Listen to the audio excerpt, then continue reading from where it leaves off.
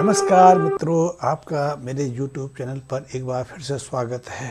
आज हम बात करेंगे कि आपने बहुत लोग देखे होंगे, परिवार में भी आपको ऐसे कई लोग मिल जाएंगे, खास करके स्त्रियों के साथ ये संभावना तो बहुत रहती है कि वो दूसरों की खुशी को देखकर या परिवार के अन्य बच्चों की पढ़ाई लिखाई की स्थिति को देखकर, उनको अच्छे नंबर लाते देखकर या उनकी प्रशंसा होते देखकर अंदर ही अंदर चिंतित रहती हैं, कुढ़ती रहती हैं। या फिर यदि परिवार में वो ज्येष्ठ है तो अपनी देवरानी को लेकर, यदि वो मध्यम है तो अपनी देवरानी जेठानी को लेकर या देवर को लेकर, या परिवार के अन्य सदस्यों की उन्नति को देखकर या उन्हें मान सम्मान मिलते हुए देखकर उन्हें अचानक चिड़ सी होने लगती है, अचानक कष्ट सा होने लगता है। या फिर कई बार ऐसे लोग अड़ोस पड़ोस में किसी तरह की नई चीज़ खरीदी जाए, कोई नई चीज़ लेके आए तो उसको देखकर कोड़े आते हैं, अचानक बीमारी की शिकायत करने लगते हैं। यथार्थ में ये एक तरह का पितृ दोष है, पितृ ऋण है। कई बार ऐसा भी देखा गया है कि अनायास कुछ स्त्रियां या कुछ बच्चे चिढ़ के कारण या दूसरों से जेलसी दिखाने के कारण दूसरों से मारपीट भी कर लेते हैं या दूसरों को नुकसान पहुंचाने का प्रयास भी करते हैं। ये स्थितियां थोड़ी कठिन रहती हैं, परेशान वाली होती हैं, क्योंकि आगे चलकर इनके कारण परिवार में कलह कलेश की स्थिति बनी रहती है। बिना किसी कारण के लड़ाई झगड़ा हो जाता है और यदि स्थितियां और बढ़ जाएं तो परिवार में बंटवारा तक भी होता। परिवार में ही बंटवारा नहीं होता, उनका व्यवसाय भी बढ़ जाते हैं और बच्चों में भी एक तरह की प्रतियुक्त भावना बन जाती है। वो एक दूसरे को देख के खुश नहीं होते हैं। आपने एक चीज़ और भी देखी होगी कि बहुत लोग ऐसे होते हैं जिन्हें अपने जन्म दिवस के आसपास एकांत पसंद आने लग जाता है। वो दूसरों से अपने को काट लेते हैं या डिप्रेशन जैसी स्थिति में चले जाते हैं। इसी तरह ये परिवार में कोई मांगलिक कार्य होने वाला हो, कोई नवीन कार्य होने वाला हो, परिवार में कोई नई चीज़ आने वाली हो, या कोई किसी का विवाह शादी होने वाली हो, या किसी नए मकान की तैयारी की जा रही हो, नई कार ली जाने वाली हो, या किसी त्यौहार के समय, जैसे कि हमारे समाज में दीपावली का, होली का या रक्षाबंधन का कई तरह के त्यौहार मनाए जाते हैं, तो कुछ व्यक्ति ऐसी स्थिति से एक दो दिन पहले अपने को असहज महसूस करने लगते हैं।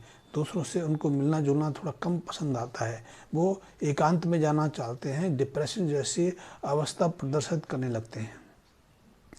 कई बार ऐसा भी देखा गया है, कुछ लोगों को अपने रिश्तेदारों के साथ में, अपने परिवार के अन्य सदस्यों के साथ में मिलना जुलना ज़्यादा पसंद नहीं आता। वो उनके साथ में संबंध बनाने में ज़्यादा रुचि नहीं दिखाते।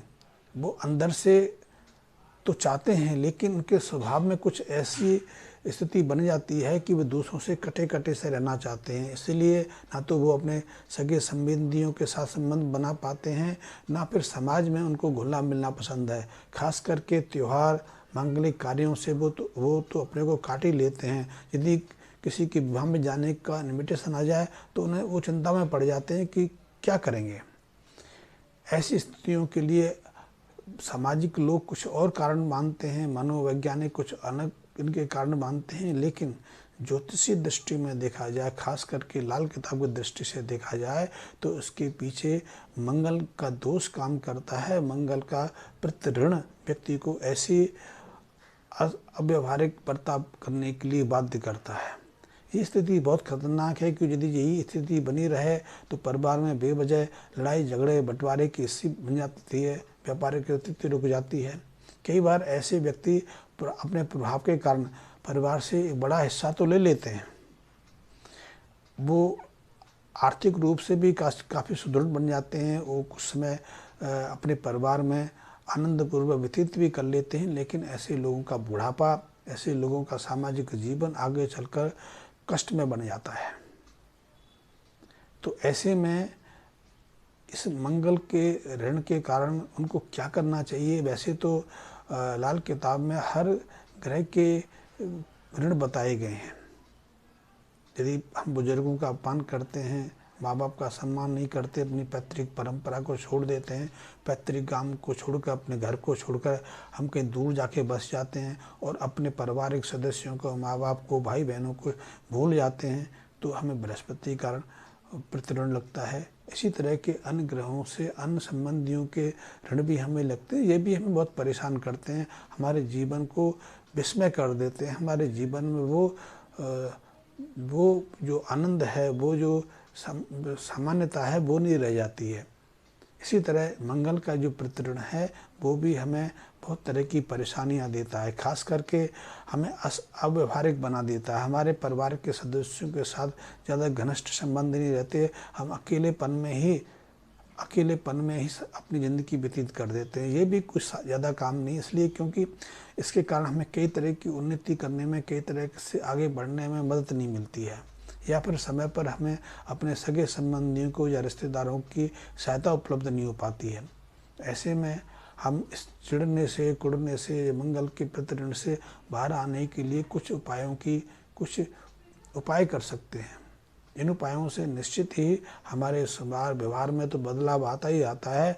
हम अपनी आर्थिक स्थिति में, व्यावसायिक स्थिति में भी अच्छी उन्नति कर पाते हैं। तो इसके लिए सबसे पहले तो हमें मंगल के प्रतिऋण से मुक्त होने के लिए एक काम करना चाहिए। घर परिवार के जितने सदस्य हों, 8 हों, 10 हों, 2 हों, जितने भी हैं, सबसे एक समान मात्रा में धन लेना चाहिए और उस धन को इकट्ठा करके यदि कोई परिवार में ऐसा तो सदस्य, ऐसा मेंबर है जो धन देने में सामर्थ्यवान नहीं है, तो आप अपनी तरफ से उसकी जगह जो हमने एक निर्धारित राशि सुनिश्चित की थी उससे 10 गुना, जैसे कि यदि आप हर सदस्य से 20-20 रुपये ले रहे हैं तो आपको 100 रुपये उसकी जगह अलग से उसमें जमा करने हैं। तो जितनी आपकी अमाउंट हो जाए उस अमाउंट से, या तो आपके गांव शहर से बाहर कोई डॉक्टर वैद्य अपना प्रैक्टिस करता है तो उसको उतने रुपए की दवाइयाँ दे सकते हैं, ताकि वो अपने मरीजों को उतनी दवाइयाँ फ्री में बांटे। या फिर इसकी जगह आप एक और उपाय कर सकते हैं, क्योंकि आजकल जो मेडिकल प्रोफेशन है वो एक प्रोफेशन बन गया है। कोई भी डॉक्टर अपने मरीज को एक टैबलेट भी फ्री नहीं देता, तो आपका उपाय करना निरर्थक जाएगा, बेकार जाएगा। तो ऐसे में आप अपने आसपास यदि कोई हॉस्पिटल है, कोई डिस्पेंसरी है, आप वहाँ जाएं। और वहाँ बहुत मरीज आते हैं, उसमें कई तरह के मरीज होते हैं जो मरीज दवाइयाँ नहीं खरीद पाएँ। कुछ लोगों की आर्थिक स्थिति नहीं रहती कि वो डॉक्टरों की फीस भरवाएं। तो ऐसे में आप उन जो मरीज हैं, जो गरीब हैं, जो सामर्थ्य जिनकी नहीं है कि वो उतनी महंगी दवाइयाँ खरीद पाएँ, तो आप उस पैसे से उनकी मदद कर सकते हैं। इससे मंगल का जो प्रतिऋण है आपके सिर से अलग हो जाता है। आप देखेंगे कि इसका परिणाम भी आपको कुछ समय में मिलने लगता है। इसी तरह आप चाहो तो इसकी जगह एक और उपाय कर सकते हैं कि लूले लंगड़े जो होते हैं, जो दिव्यांग होते हैं, उनकी मदद कर सकते हैं। उनको भी कई तरह से मदद कर सकते हैं। उनको आप भोजन करा सकते हैं। आप उनको यदि जैसे कि किसी को कान से आज सुनाई नहीं देता है तो उसको कान की मशीन दे सकते हैं। किसी को देखने में परेशानी आती है तो उसको चश्मा लगवाने में, चश्मा देने में मदद कर सकते हैं। कोई पैर से चल नहीं पाता तो आप उसको पैर का स्टैंड दे सकते हैं। इसी तरह बहुत सारी चीज़ें, किसी को वॉकर दे सकते हैं, किसी को जूते दे सकते हैं।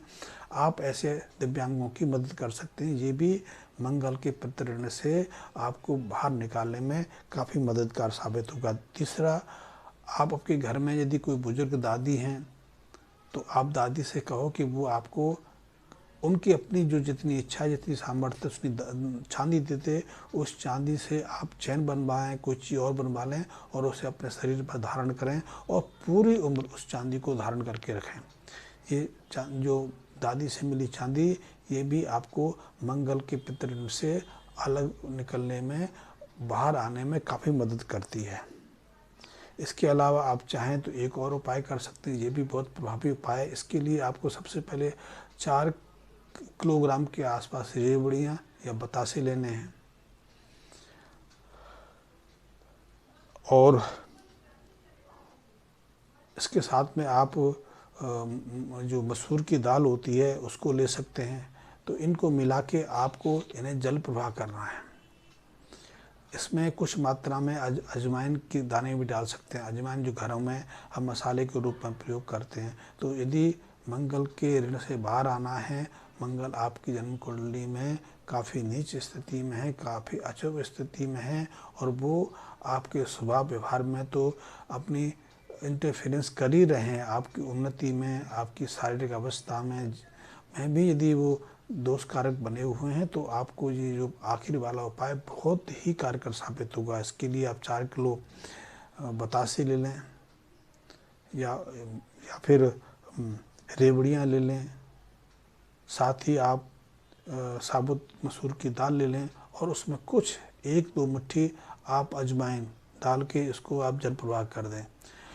प्रवाह करने से पहले चाहो तो आप इसको अपने सिर के चारों तरफ 7 बार बार सकते हैं। इससे आप मंगल के ऋण से बाहर आ सकते हैं। हाँ, आपको एक बात अवश्य ध्यान रखनी है कि मंगल का प्रतिऋण आपको लगे ही ना। इसलिए परिवार के जो आपके सदस्य हैं, खास करके आपके छोटे या बड़े भाई हैं, आपके निजी हैं, चाचे तायों के, उनका सम्मान करें, उनसे प्रेमपूर्ण रहें, उनका अपमान ना करें। और यदि आपसे कोई गलती हुई है, क्योंकि ये ऋण लगते ही तब है जब परिवार का ज्येष्ठ पुत्र मृत्यु को प्राप्त होता है और उसकी अंत्येष्टि सही प्रकार से नहीं की जाती, तो ऐसी गलती फिर ना करें, अन्यथा आपकी पीढ़ी, पूरे परिवार की अगली पीढ़ी फिर पीड़ित होगी, फिर ये समस्या लेके आएगी। और अंत में मैं आपसे कहूँगा कि यदि आपको मेरे जो लाल किताब संबंधी या एस्ट्रो सॉल्यूशन संबंधी मेरे ये वीडियो थोड़े भी रुचिकर लगते हैं, आप उनमें रुचि लेते हैं, आप उनको देखना चाहते हैं, तो मेरे इस वीडियो को एक बार सब्सक्राइब भी कर लें, और सब्सक्राइब के साथ साथ मेरे बेल आइकन को प्रेस कर लें, ताकि मेरा हर वीडियो आपको शीघ्रता से प्राप्त हो सके। धन्यवाद मित्रों।